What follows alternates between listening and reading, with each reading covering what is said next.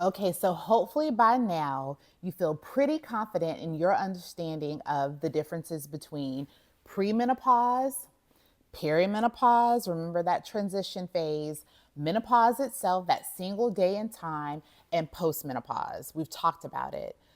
And I'm ready to move on and talk about other things. But before we move on, I cannot leave y'all hanging because we have not talked about simple treatment options for your consideration. Let me say first that this conversation and watching me on this platform does not establish a doctor patient relationship. I recommend that each and every one of you listening to me goes out and finds a healthcare provider or a doctor that you trust, maybe that you even might like, that listens to understand and responds to you with evidence based treatment options to help you during this phase of life.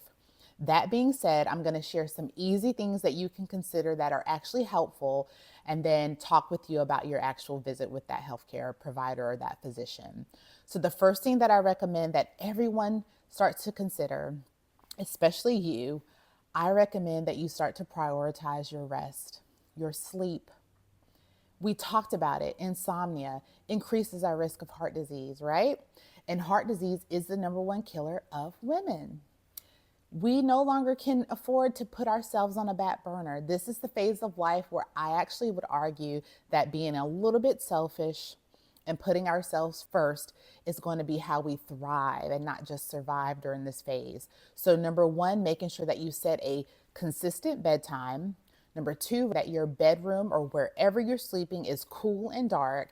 Number three, limiting your screen time right before bed. That means if you are watching me at 4 a.m., I appreciate you watching, but this is the time to turn that phone off. Turn it off. The second thing that I recommend that you should be considering during this phase of life is prioritizing movement. We no longer have the luxury of leading sedentary lives without accepting the fact that there are serious potential consequences to not moving. Moving your body and also incorporating weight training or resistance training of some sort is going to be imperative. We know that word osteoporosis sounds like it's foreign and it's far away. It's not, y'all. You can develop bone loss and low bone density in your 40s.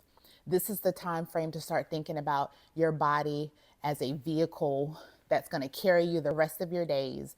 You've got to prioritize your cardiovascular health and your bone health. The next thing that I think you should be considering is who's around you during this phase of life. Cultivate a community that's going to be supportive. Mitigate your stress.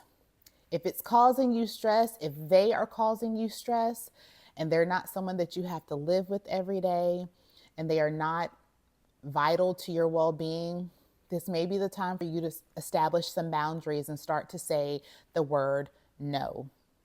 It is a complete sentence, and it is okay to say no if whatever is being asked of you is not healthy or is not beneficial to your well being. I also recommend that this phase of life is the time where we should start to prioritize things like journaling, prayer, therapy.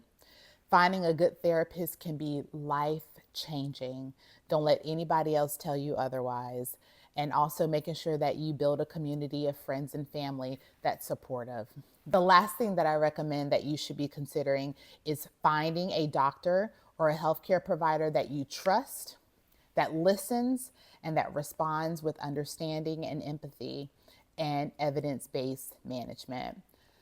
When you go into that doctor's appointment, understand that if you were having symptoms of perimenopause or menopause, that visit likely will need to occur outside of your annual well woman visit. And that's because you don't want to miss the preventative screenings that are necessary. Things like your pap smear, your mammography, your cardiovascular risk assessment, all of that is really important. And so seeing a doctor about your perimenopausal symptoms at a separate visit, they'll have more time to listen and to give your symptoms the attention that they deserve. They will also evaluate for other sources of the symptoms that you're describing. We know that thyroid dysfunction can increase our risk of feeling hot and sometimes even cold, and thyroid dysfunction can increase as we get older. Anemia also should be evaluated for vitamin deficiencies, and even the screening for the official diagnosis potentially of anxiety and depression. I also want to prepare you that they should be talking with you about the gold standard for the treatment of hot flashes and night sweats, and that is menopausal hormone therapy.